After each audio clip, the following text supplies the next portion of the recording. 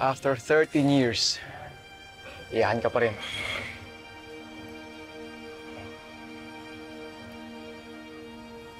Jerry? Jerry Sacramento? Dati yung mga chicks ko lang iniiyakan mo eh. Ngayon pati mga taong hindi mo kilalang nawawala.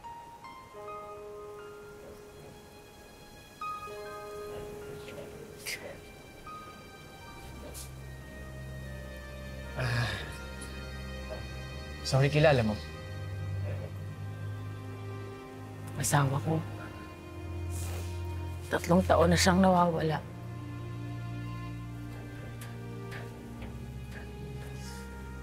Pero, baka nga tama ka. Baka hindi ko siya kilala. Grabe naman kasi yung mga iyak na ito. 4 years lang naman ako sa Dubai. Hindi niyo makapansin, magkakasama na agad tayo. Ito naman kasi mahal ko. Iyakin. Eh, hindi lang kasi kami sanay na hindi ka na namin kasama. Pati si Mingming ayaw kang palisin, oh. Philip, kunin mo nang bahala sa ate Rochelle mo, ha? Di sa mga pamangkin mo. Matik yan, kuya. Basta huwag masyadong isipin yung paborito mong utol, ha? Kayo mag-alala. Pagkatapos nito, 1 beses na lang ako magpapaalam sa inyo. May isa pa?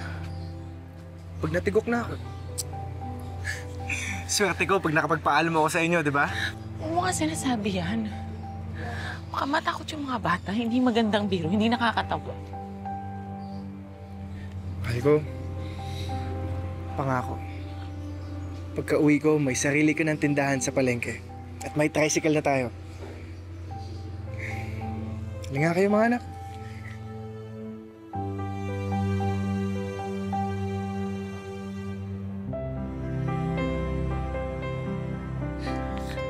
Sige na, alis na si Papa. Bye-bye. Bye-bye. Bye-bye. Ha? Bye-bye. Philip.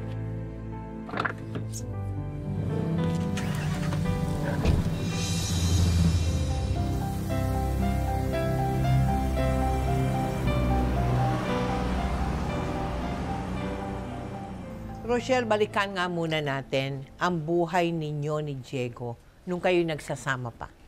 Masayang pamilya po, kontento po kami sa buhay na kung anong meron kami. Nabigyan po ako ng asawa na mabait, responsable, wala pong bisyo, tapos may anak na mababait din. Kaya kontento po kami sa buhay namin.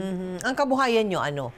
May tindahan po ako, tapos siya po ay nagta-tricycle driver. Pero siyempre, bilang mag-asawa, meron din kayong pinagtatalunan, di ba?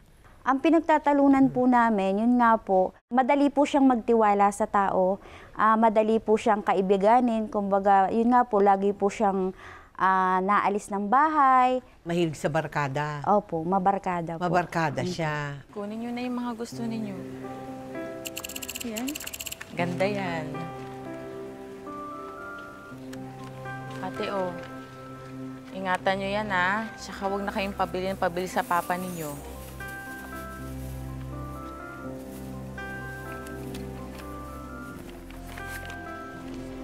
Ang ganda naman ito. Bagay sa'yo yan. Kunin mo na. Di ba ikaw yung nasa Saudi ang asawa? Di kaya biro ang mag-alaga ng 2 chikiting. Masyadong tinitipid sarili mo. Ayoko kasing ginagastos ng basta-basta yung perang pinaghirapan ng asawa ko. Di bale na lang. Sayang mo, bagay pa naman sa'yo. Nay, pakibalot na ho. Papa! Papa! Mga anak! Dito lang pala kayo. Namiss niyo ba ako? Ha? Opo! Miss ko din kayo. Po. Nandito ka na? Sorry, mahal ha. 1 taon lang yung kinaya ko eh. Halos mabaliw na ako sa lungkot. Hindi ko na ata kakayaning tapusin yung 3 taong kong kontrata doon. Di bale, magtulungan na lang tayo. Ang importante yung magkakasama na tayo. Hindi binigo ni Diego ang kanyang magina. Tinupad pa rin niya ang ipinangakong tindahan para kay Rochelle at isang pampasading tricycle na imamaneho niya para sa ikabubuhay ng kanilang pamilya. Araw-araw niyang ipinaramdam ang pagmamahal niya sa mga ito. Hanggang sa... Ming! Ming! Ay, nako, mahal. Yung pusa mong yun, nung nawala ka, nawala din.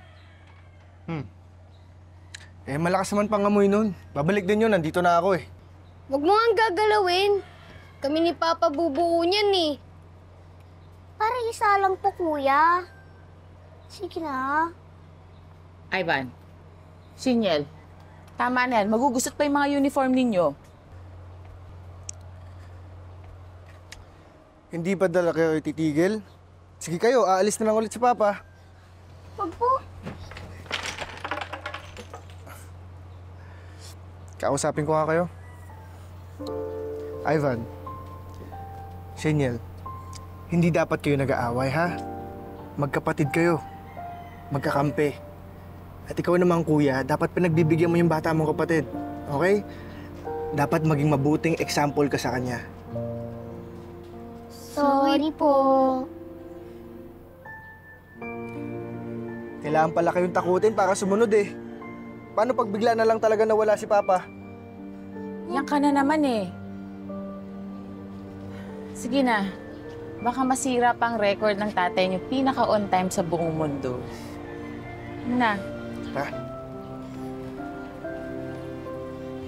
Tara. Tara.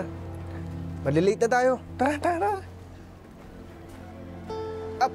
Teka.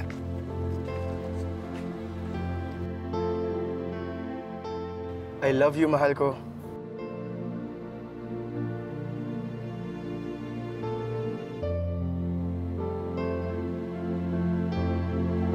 Sige na. Sige.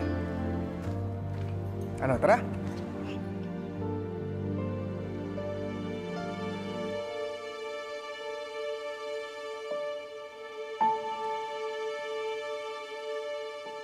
Nang mga sandaling iyon, hindi maipaliwanag ni Rochelle ang naramdaman niyang kakaibang kaba at pag-aalala para sa asawa.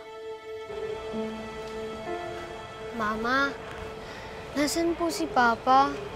Ba't di niya kami sinundo? Enling. Oh. Anong balita kay Diego? Uy, natawagan ko ng mga pila ng tricycle. Hindi raw pumila si paring Diego eh. Huli raw siya pumila, pasado alas 12:40 pa.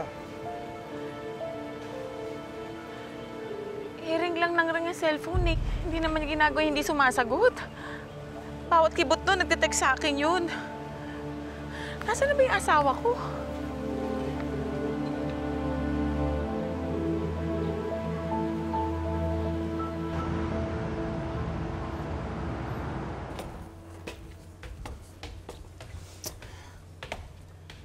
Philip, nasan ba yung kapatid mo?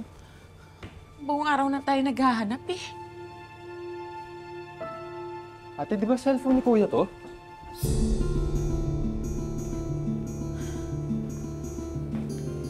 Diyos ko. Nasaan yung kapatid mo?